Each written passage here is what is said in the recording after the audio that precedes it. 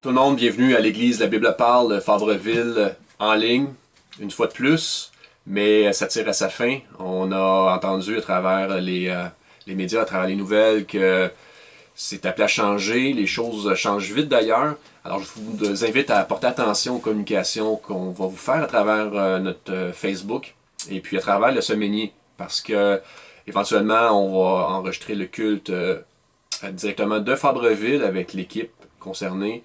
Et puis, tranquillement, on réfléchit à comment on va pouvoir se rassembler en groupe réduit, mais à Fabreville pour nos cultes le dimanche. Alors, portez attention à ce qui va être communiqué.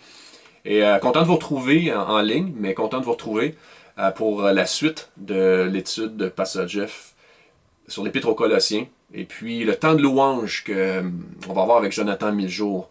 Alors, merci beaucoup. Il y a beaucoup de travail qui est fait derrière ça. Et puis, juste vous rappeler que c'est disponible sur YouTube. Kotli, la Bible parle. En fait, Kotli, /, la Bible parle. Et la capsule pour les enfants, que Alain Fréchette et toute son équipe préparent de semaine en semaine. Et encore une fois, merci à tous ceux qui s'impliquent de près ou de loin pour les capsules du village qui sont disponibles aussi sur YouTube. Kotli, donc c'est utt.ly, /, le village. Et puis, une annonce à vous faire cette semaine, une annonce d'importance, c'est que, encore une fois, vous rappelez que des baptêmes sont prévus cet été. Si vous voulez vous faire baptiser, communiquez avec Sylvain Turgeon à son téléphone ou bien à l'adresse courriel ancien au pluriel, a commercial, labibleparle.com. Donc, ancien au pluriel, a commercial, labibleparle.com. Alors, je vous invite à participer activement à ce qui va suivre pour la prédication, pour le temps de louange. Et puis, je prie avec vous. Et ensuite, je laisse la parole à Pasteur Jeff et à Jonathan. Alors, Seigneur, encore une fois, on est devant toi parce qu'on a faim et soif de toi, Seigneur. On a faim et soif de ta parole. Seigneur, prépare nos cœurs maintenant qu'on est là, assemblés pour recevoir ta parole. Prépare nos cœurs. Je prie de vraiment visiter chacun pour qu'on soit renouvelé, qu'on soit rempli, Seigneur, d'un repos, mais aussi d'un zèle, le zèle que tu produis pour un amour authentique les uns vers les autres. Merci d'avance. Amen.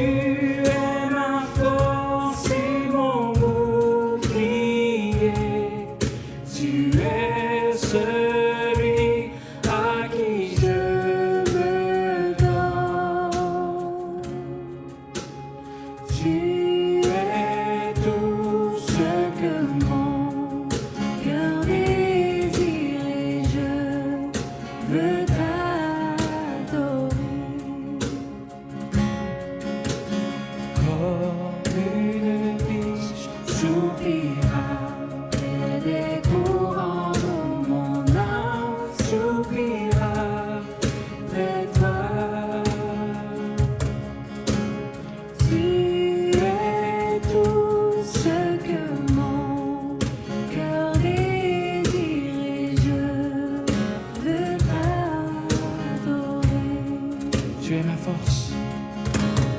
Tu es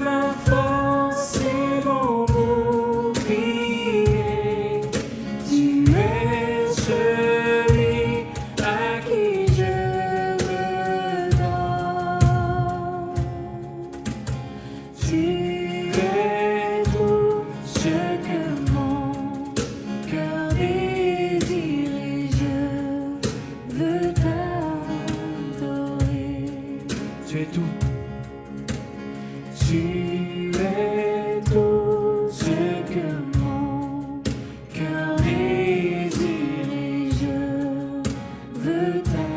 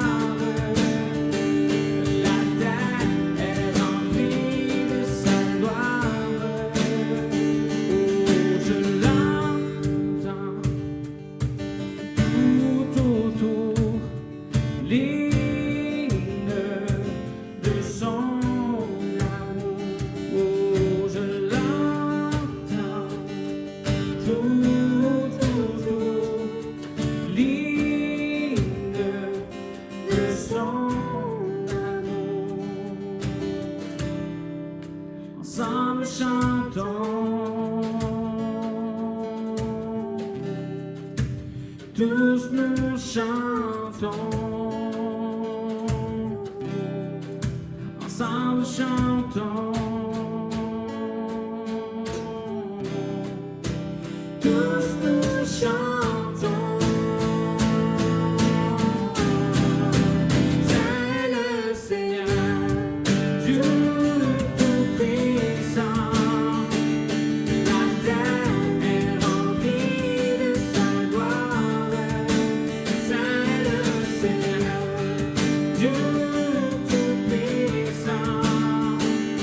La terre est remplie de sa gloire. La terre est remplie de sa gloire. La terre est remplie de sa gloire.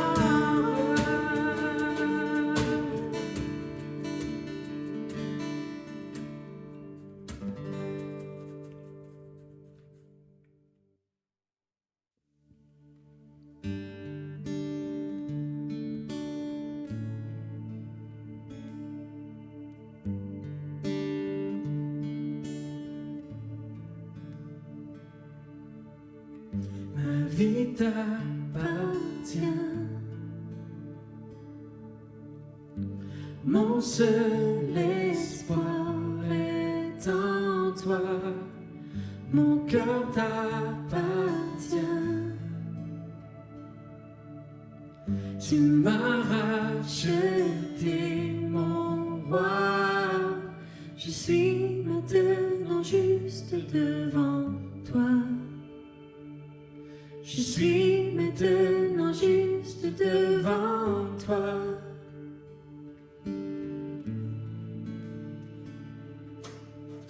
Couronné de gloire, je m'incline devant toi. Du matin jusqu'au soir, je ferai retentir ma voix. Je chanterai ta gloire, mon roi. Je chanterai ta gloire, mon roi. Ma vie t'appartient. Mon seul espoir est en toi. Mon cœur t'appartient. Tu m'as racheté, mon roi. Je suis maintenant juste devant toi.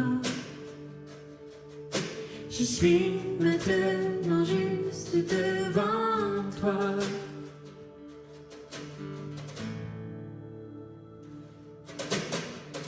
Couronné de gloire, je m'incline devant toi. Du matin jusqu'au soir, je ferai retentir ma voix. Je chanterai ta gloire, mon roi. Je chanterai ta gloire, mon roi.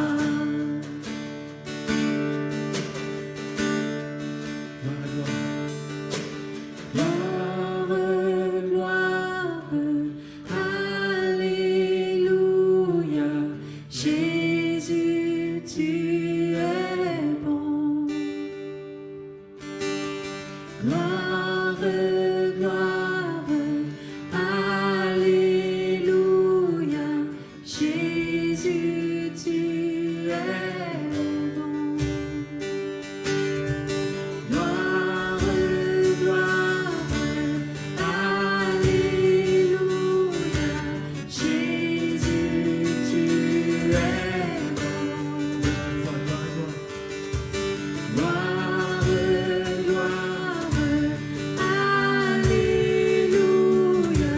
Jésus, tu es bon. Rien ne peut sauver mon âme, rien que le sang de Jésus. Pour elle, je me réclame, rien que le sang de Jésus. Précieux sang de l'agneau qui me donne un cœur nouveau. Rien d'autre je ne veux plus, rien que le sang de Jésus.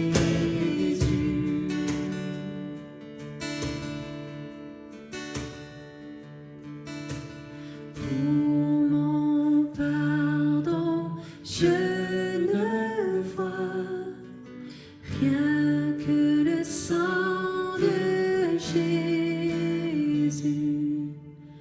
Pour mon salut, je ne crois rien que le sang de Jésus. Je n'ai pour toute espérance rien que le sang de Jésus. Pour appui, pour confiance, rien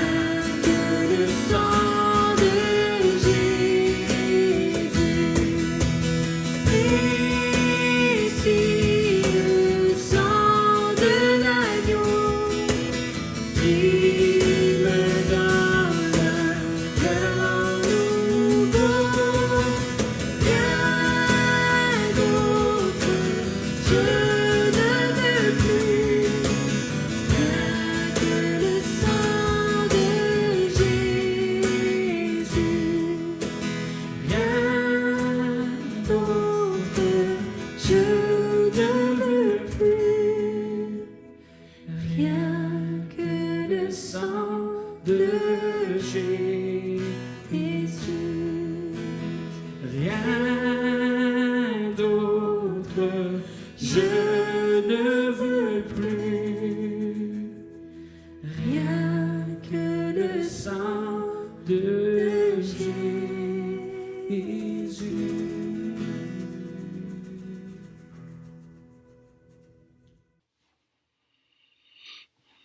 Aujourd'hui, on va poursuivre toujours dans l'Épître aux Colossiens. Et on va voir aujourd'hui un sujet assez important dans notre vie chrétienne, le travail dans le Seigneur, le travail pour le Seigneur. On va voir d'abord celui de Paul et comment il définit aussi, on pourrait dire, l'authenticité de son, entre guillemets, son succès. Comment il évalue, parce qu'il va dire à certaines églises, comme aux Galates quand il leur écrit, il va aussi leur dire, je pense que j'ai travaillé en vain chez vous, pour rien. Donc, quelquefois, le travail dans le Seigneur peut réussir, quelquefois, il ne va pas réussir. Donc, on peut trouver des moyens d'évaluer qu'est-ce qu'on est en train de faire, comment on fonctionne. En tout cas, on va demander au Seigneur qu'il puisse, encore une fois, nous aider à mieux comprendre comment on marche dans sa volonté. On est sauvé par pure grâce. Ça marche, notre salut ne sera jamais en fonction d'un mérite des œuvres qu'on fait après notre salut. Il ne s'est pas non plus conditionné avec des œuvres qu'on aurait faites avant notre salut. On est aimé de Dieu et il s'est fait connaître à nous.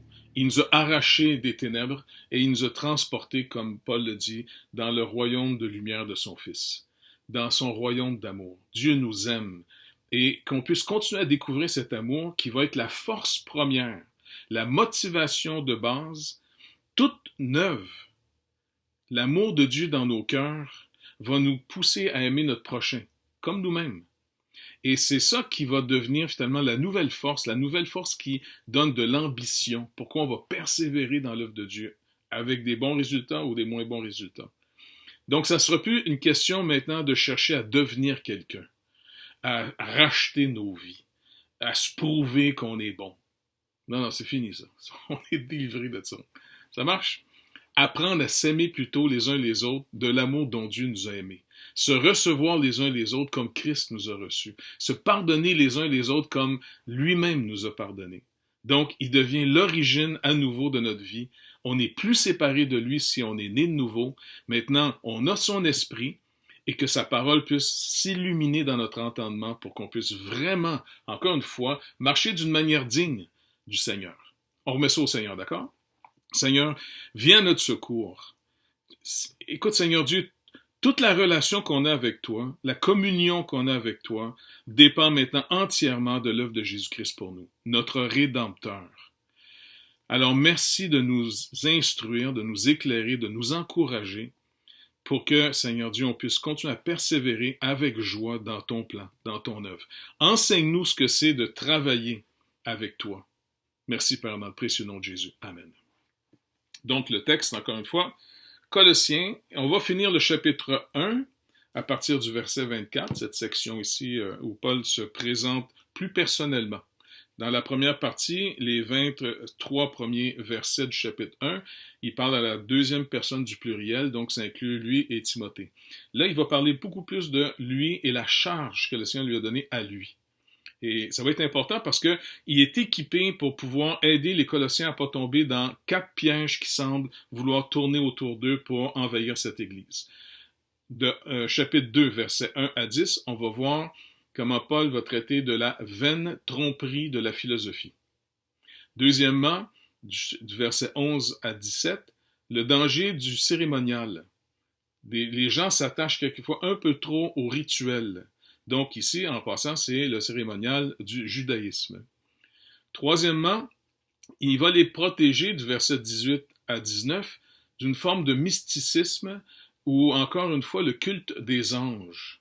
Le danger d'enlever finalement tout ce qu'on a en Christ. On a tout pleinement en lui pour mettre des éléments comme le culte des anges.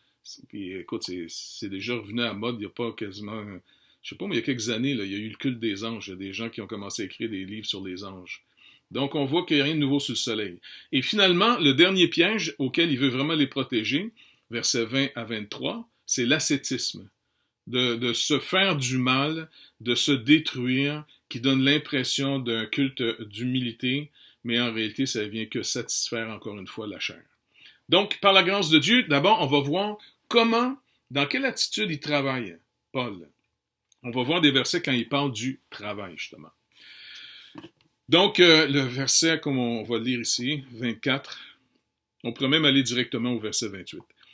Il dit, c'est lui, donc Jésus-Christ, que nous annonçons, exhortant tout homme, ici dans le contexte, ça veut dire, c'est de manière générique, là, toute personne, on va dire toute personne, donc, en exhortant toute personne, en instruisant toute personne, en toute sagesse, afin de présenter à Dieu toute personne devenue parfaite en Christ.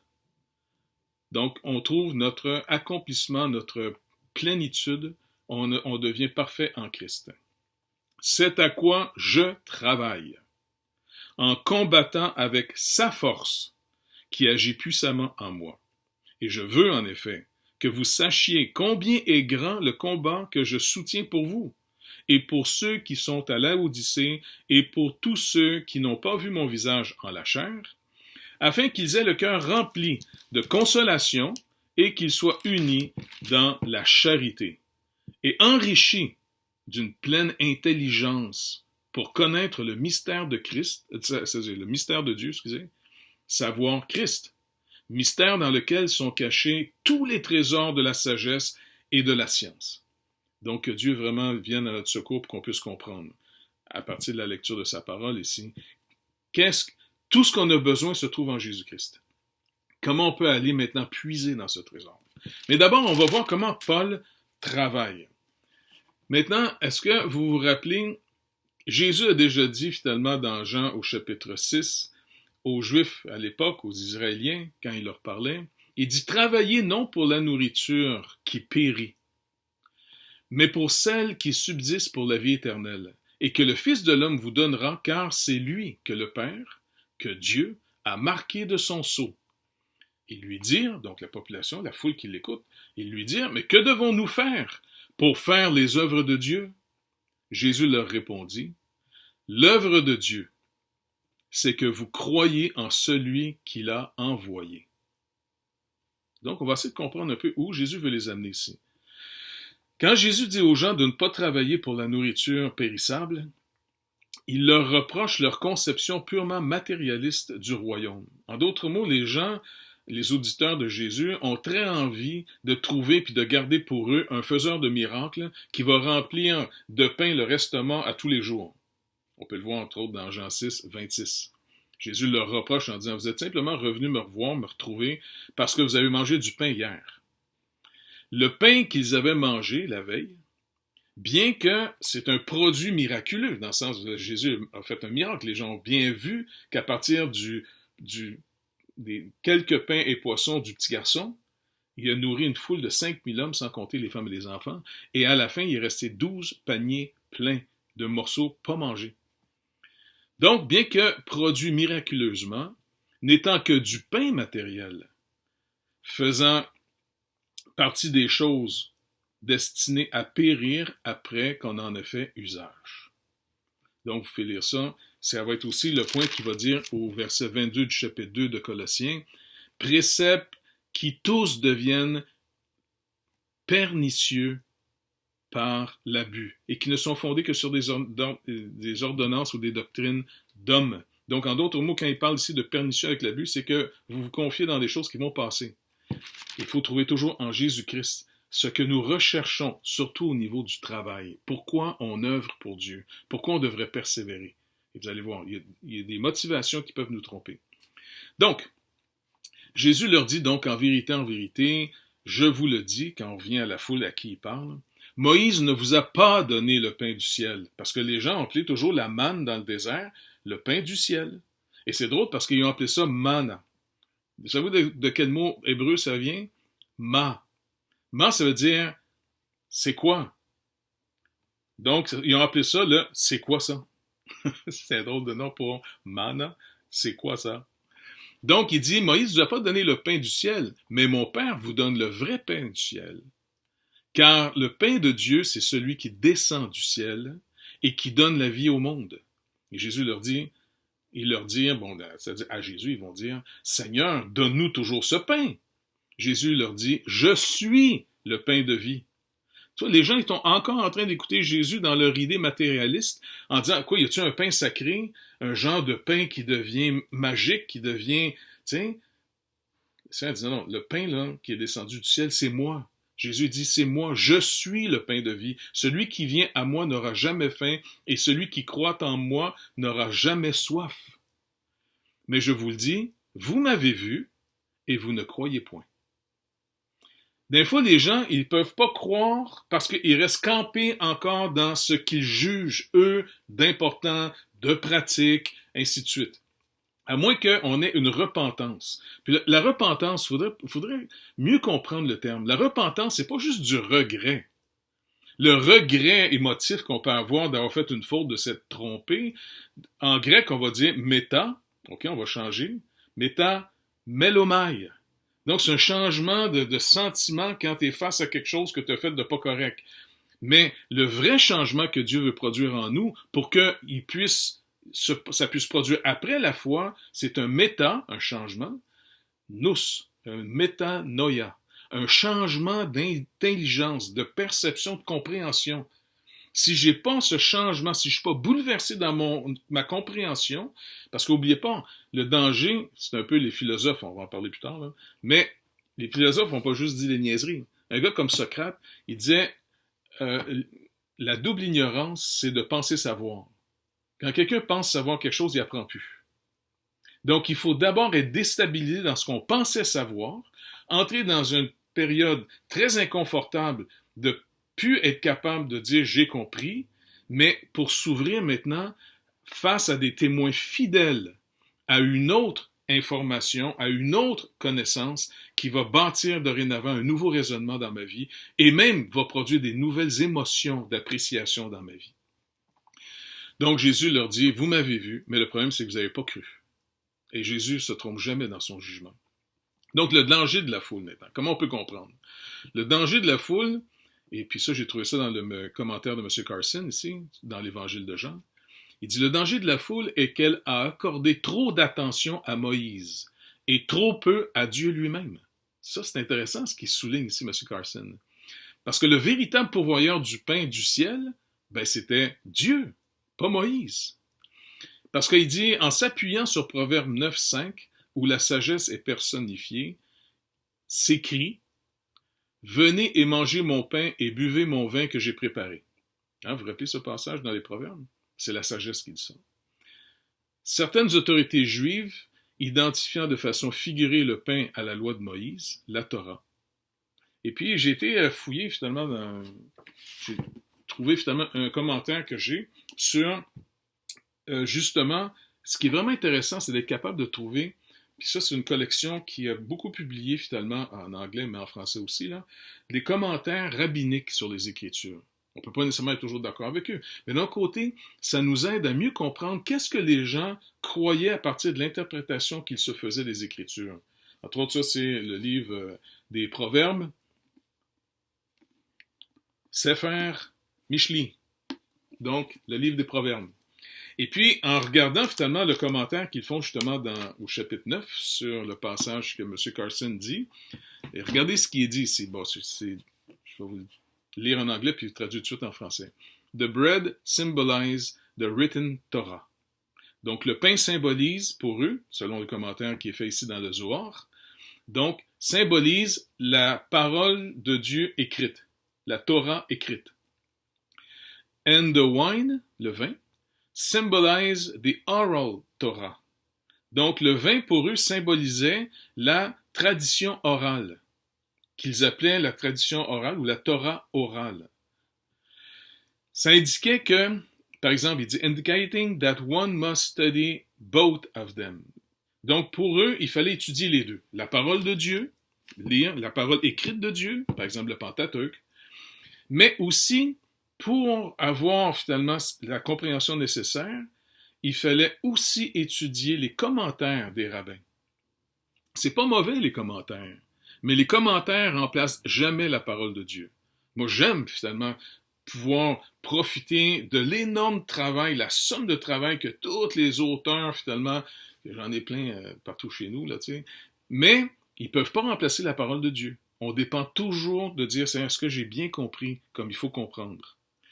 Donc, pour eux, finalement, la Torah orale, les traditions d'hommes, ils disent ici, just as bread is ready to eat, so is the written Torah ready to learn.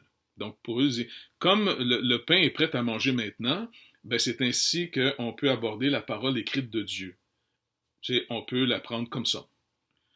Wine, however, le vin, par contre, requires mingling. Donc, le vin demande un mélange. Il dit, c'est ainsi que la Torah orale, les traditions orales, les commentaires finalement que les rabbins ont faits, vont finalement faire le corps, ce qu'on appelle, ceux autres appellent leur commentaire officiel, la Mishnah, qui fait partie finalement de leur Talmud. Et puis la Mishnah divise finalement en 6 livres toute la vie d'un juif. T'sais? Donc finalement, pour eux, ils vivaient beaucoup plus de la Mishnah, des commentaires, mais ils sont restés dans l'interprétation. Donc c'est pour ça que régulièrement, l'Église doit aussi elle-même, en faisant toujours un retour à sa théologie biblique, parce que quand on a une théologie qu'on va toujours systématiser à force d'étudier, notre cerveau est fait pour mettre en catégorie les choses. C'est très bien, pas de problème.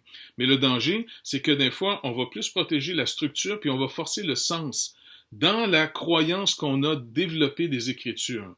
Et c'est pour ça qu'il faut revenir régulièrement aux Écritures pour être sûr. Et un bon cours qui était donné par Amar Jabala, c'était justement sur l'herméneutique. Et puis l'importance de la théologie biblique, qui va être à l'origine, après ça, de votre théologie systématique. Puis en passant, si vous n'êtes pas théologien, c'est pas grave. On en fait tous une croyance à partir de ce qu'on a compris des Écritures pour développer après ça un système de pensée qui peut être plus ou moins juste et qui peut plus ou moins aussi nous égarer, ce qui est le danger des Colossiens.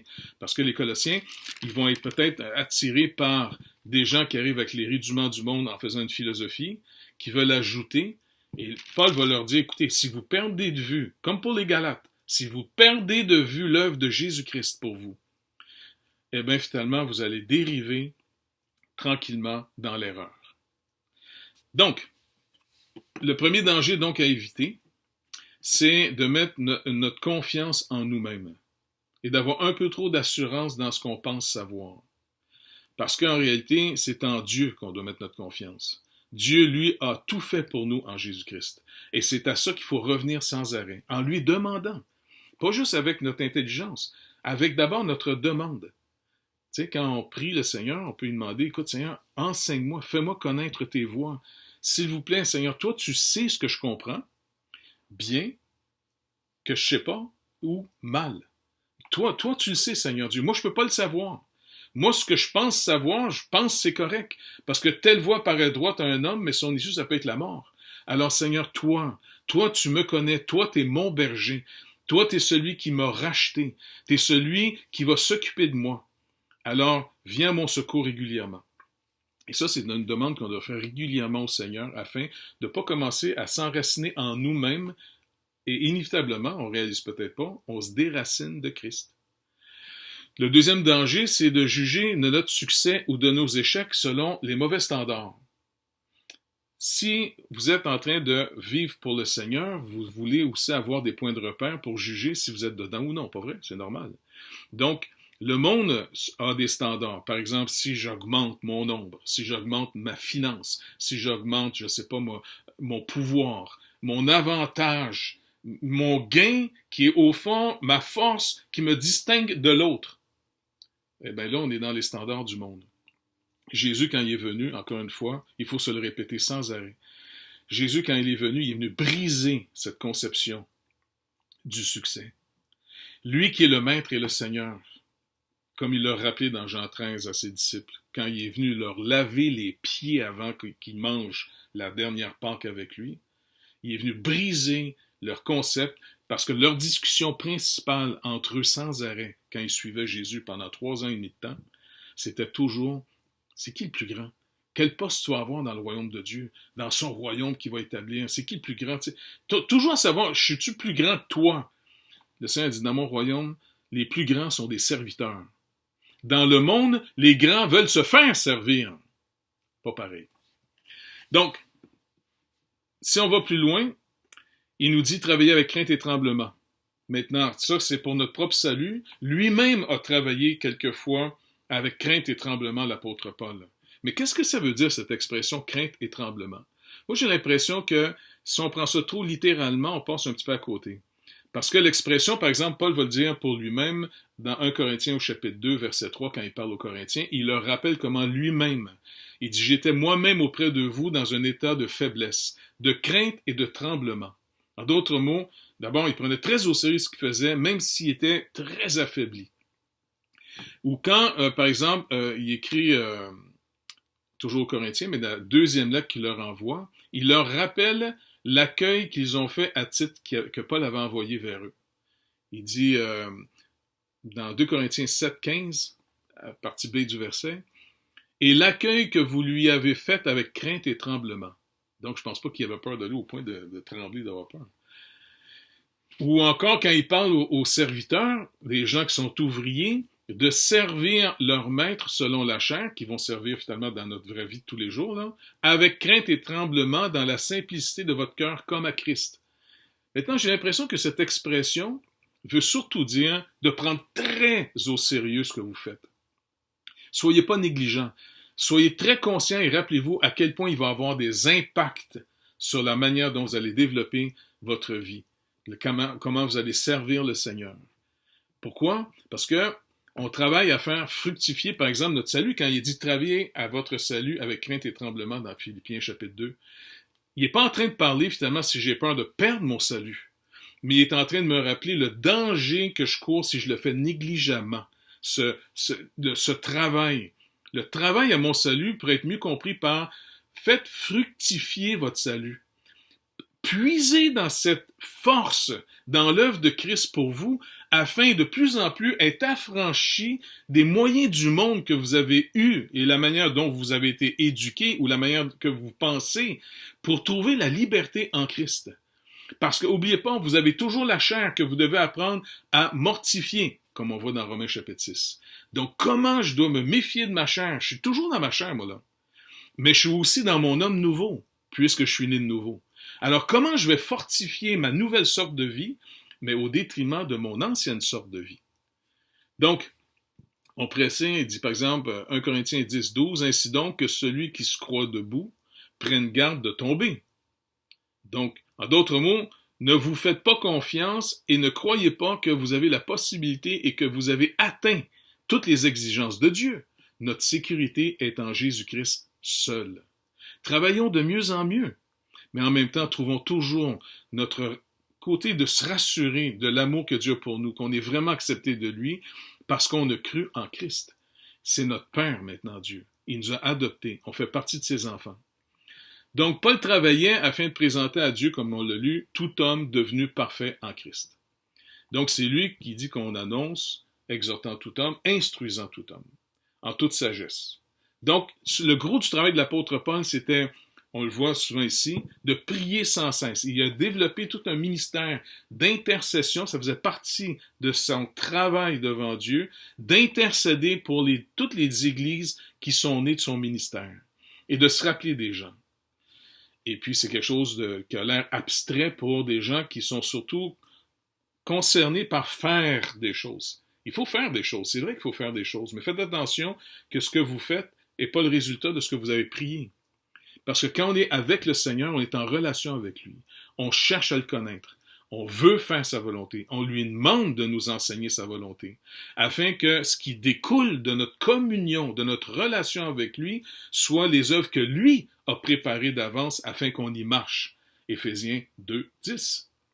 Faites attention parce qu'on peut tous marcher dans nos propres œuvres et on pense que c'est de Dieu parce que c'est bon. C'est vrai, c'est sûrement bon, mais c'est-tu vraiment le Seigneur qui t'a demandé de faire ça? Comment tu peux vérifier? Une attitude à maintenir dans votre vie.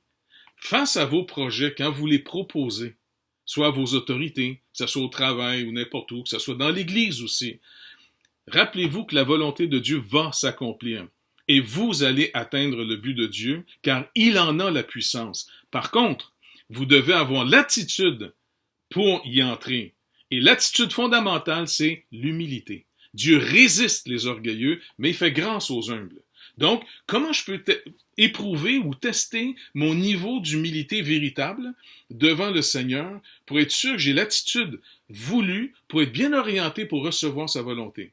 En d'autres mots, est-ce que vous êtes capable de recevoir un non à votre projet de vos autorités?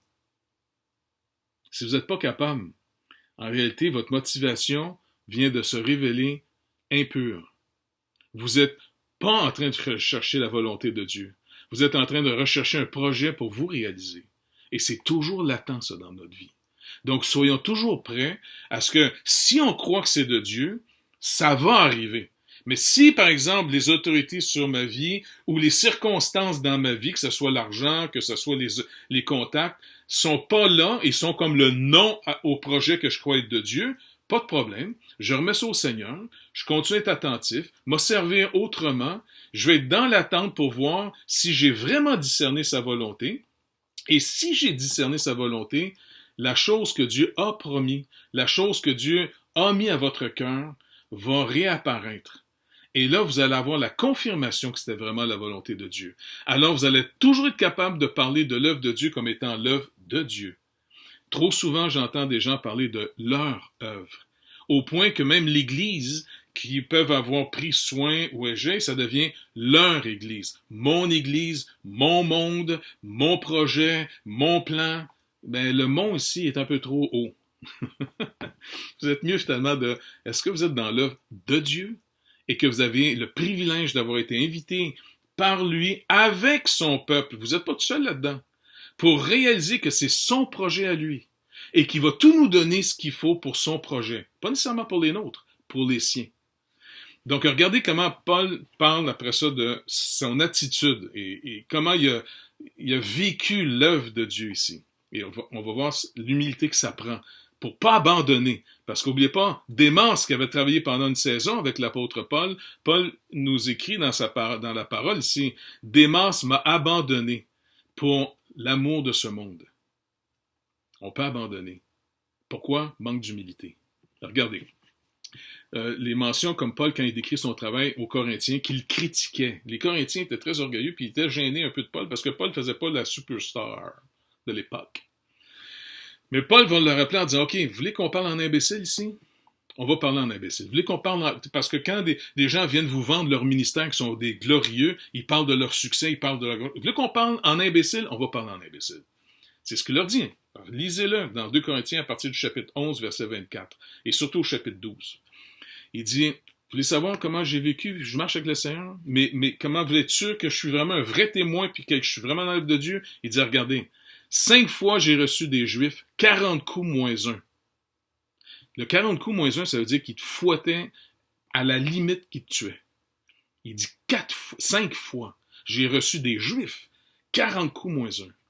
3 fois j'ai été lapidé. 3 fois j'ai fait naufrage.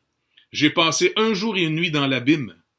Fréquemment en voyage, j'ai été en péril sur les fleuves, en péril de la part des brigands, en péril de la part de ceux de ma nation, en péril de la part des païens, en péril dans les villes, en péril dans les déserts, en péril sur la mer, en péril parmi les faux frères.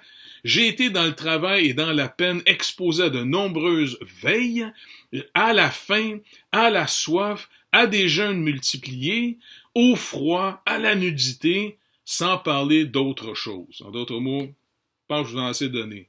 Il dit en plus, je suis assiégé chaque jour par les soucis que me causent les églises. Qui est faible que je ne sois faible? Qui vient à tomber que je ne brûle? S'il faut se glorifier, en d'autres mots, s'il faut se glorifier, c'est de ma faiblesse que je me glorifierai. Dieu, qui est le Père du Seigneur Jésus et qui est béni éternellement, sait que je ne mens point. Et puis il finit avec une autre histoire. À Damas, le gouverneur du roi Arétas faisait garder la ville des Damascéniens, c'est-à-dire, pour se saisir de moi. Et on me descendit par une fenêtre dans une corbeille le long de la muraille et j'ai échappé à leurs mains. Pourquoi maintenant il dit s'il faut se glorifier, plutôt que de parler de tous les miracles que Dieu a faits par lui, puis tous les super bons messages qu'il y a eu, tu sais, dans le sens, pourquoi il se glorifie plutôt de ses faiblesses? C'est parce que dans toutes ces choses, il est capable maintenant de parler, théologiquement c'est vrai, mais il sait de qui il parle. Il parle d'un Dieu rédempteur, d'un Dieu sauveur, d'un Dieu qui vient vraiment pour nous sauver. Dans toutes ces détresses-là, il a pu faire l'œuvre de Dieu. Et puis, ça a été dans une opposition continuelle. Mais, ici, si vous voulez vous glorifier de quelque chose, rappelez-vous plutôt comment Dieu vous a sans arrêt donné ce qu'il fallait pour faire sa volonté, qu'il vous a sauvé pour que sa volonté s'accomplisse, pour que vous puissiez leur rappeler comment il vous a relevé quand vous avez manqué votre coup. Et ça montre l'attitude que Dieu dit, il fait grâce aux humbles. Paul a reçu une grâce énorme, mais parce qu'il y avait une ouverture énorme à la grâce de Dieu. C'est pour ça qu'il va dire même, vous vous rappelez, dans 2 Corinthiens, un peu plus avant, qui viennent de donner cette histoire au chapitre 11, au chapitre 6, versets 1 à 10, il dit « Puisque nous travaillons avec Dieu, nous vous exhortons à ne pas recevoir la grâce de Dieu en vain. » En d'autres mots, là, votre ouverture à la grâce de Dieu dépend de l'ouverture que l'humilité fait dans votre vie. L'orgueil ferme le réservoir. Parce que quand vous parlez de vous, vous n'êtes plus en train de vous attendre au Seigneur. C'est toujours là en nous, entre la chair et l'esprit.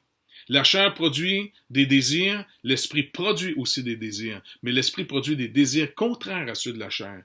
Plutôt que de vous vanter, plutôt que de vous mettre de l'avant, de bomber le torse, et puis de dire comment vous êtes génial.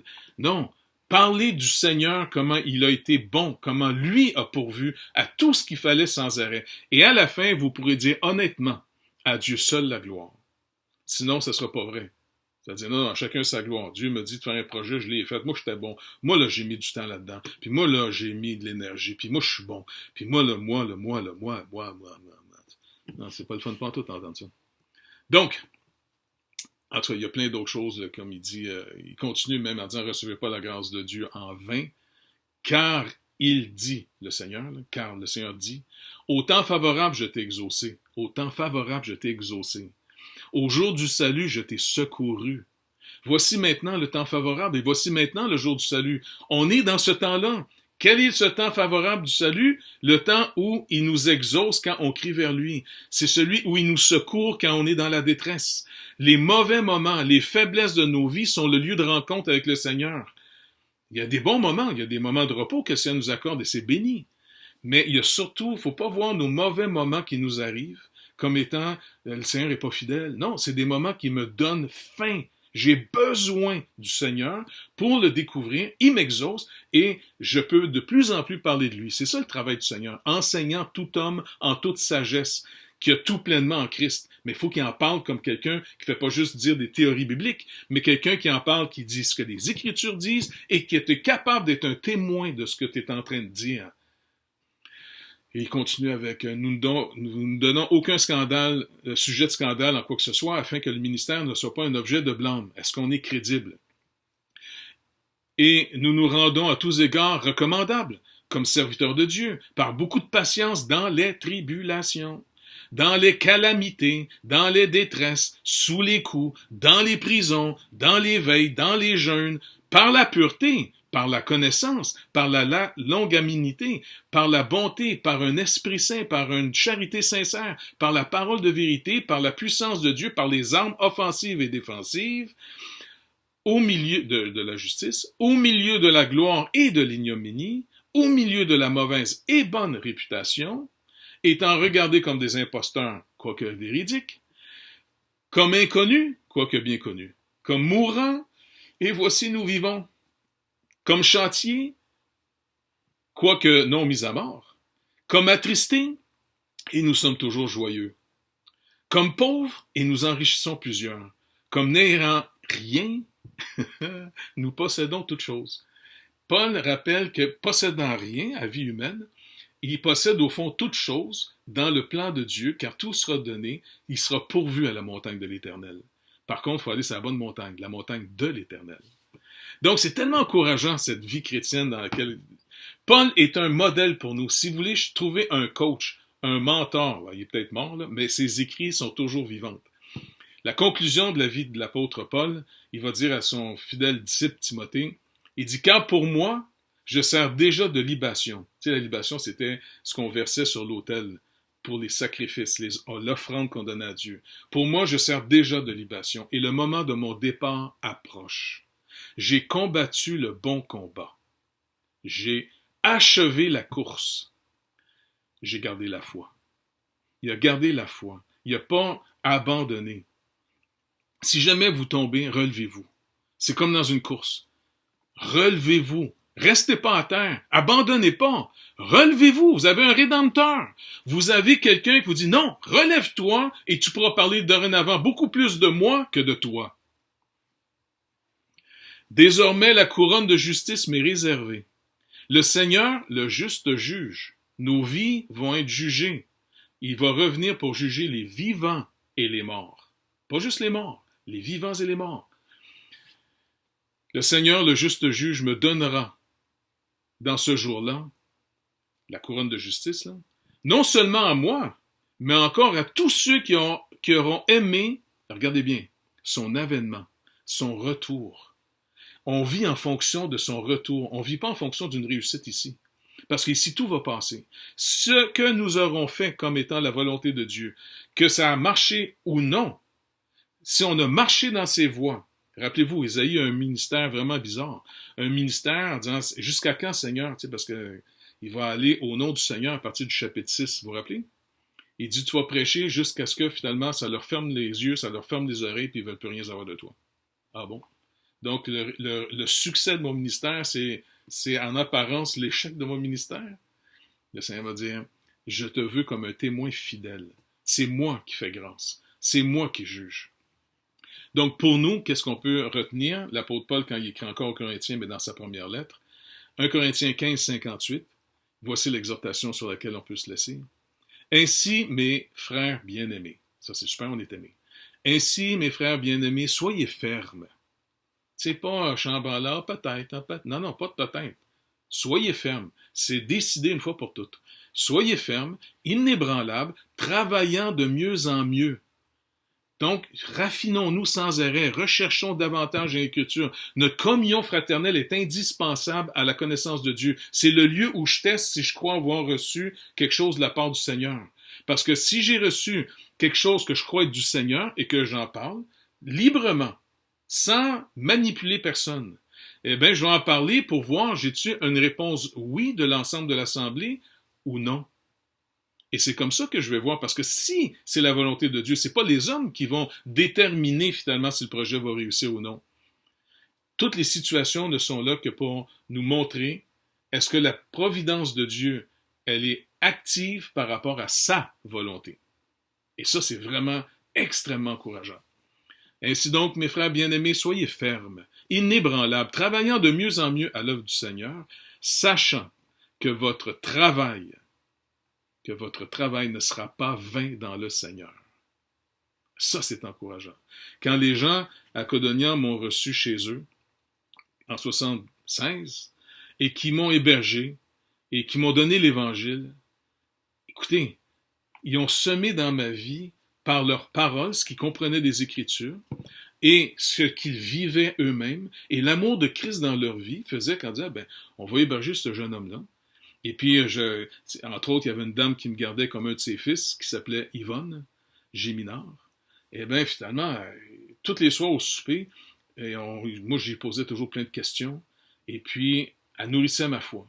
Après ça, on allait aux réunions le soir, qui étaient 2-3 maisons plus loin, à ce qu'on appelait le centre. Éventuellement, j'ai déménagé pour aller rester au centre. Michel Roux, c'était un des responsables. Pierre Montalban, qui était un des anciens, passait, après son travail, lui était forgeron, il travaillait comme forgeron. Le soir, il passait au centre pour voir comment on allait, qu'est-ce qu'on avait lu aujourd'hui.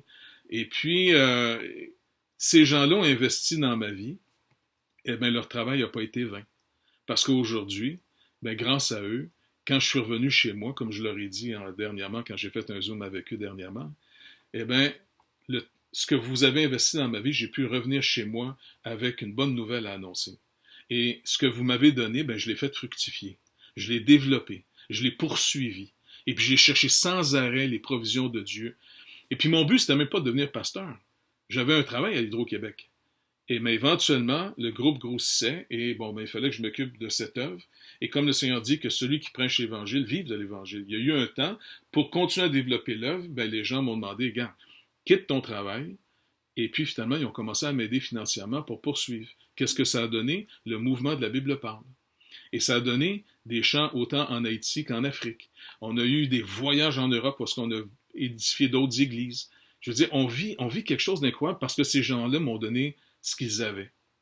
Un petit village dans le sud de la France qui ont connu le Seigneur et qui me l'ont fait connaître. Et puis, ils m'ont rien donné financièrement pour venir chez nous. Ils n'avaient pas besoin de rien me donner. Ils m'ont appris une leçon fondamentale. Tu parles et tu pries un Dieu vivant. C'est pas une religion, c'est pas des rituels que tu fais à force d'en faire comme de la magie, tu vas séduire Dieu. Non, tu parles à quelqu'un qui t'a racheté, qui t'aime et qui maintenant veut te faire connaître sa volonté car il a préparé, lui, un chemin pour toi. Et puis, on est là aujourd'hui. Et bientôt, à un battement de cœur d'ici, moi je m'en vais chez nous. Je m'en vais rejoindre mon père, je m'en vais rejoindre tous mes amis finalement, Gaëtan Leduc, Micheline, plein de monde, Ness, Madame Hurtle, Denis Lamartinière, je m'en vais rejoindre plein de mes amis qui sont dans la présence de Dieu et puis bientôt on s'en va toutes là. Une vie, c'est très vite passé. Faisons du mieux qu'on peut avec ce que nous avons aujourd'hui. Méprisez jamais les petits débuts. Ayez jamais peur que quelqu'un vous dise non à votre projet. Soyez pas frustrés. Vous n'avez pas besoin de détruire la personne en avant de vous. Le Seigneur dispose de toutes choses et il fait arriver toutes choses en son temps, si vous avez discerné sa volonté. Vous ne voulez pas juste marcher dans un projet. Vous voulez marcher dans sa volonté. Il y a trop de vie là-dedans. C'est trop beau. Que le Seigneur nous bénisse et qu'il continue à nous enseigner, qu'il nous garde dans sa volonté, collectivement et individuellement. Que Dieu vous bénisse abondamment.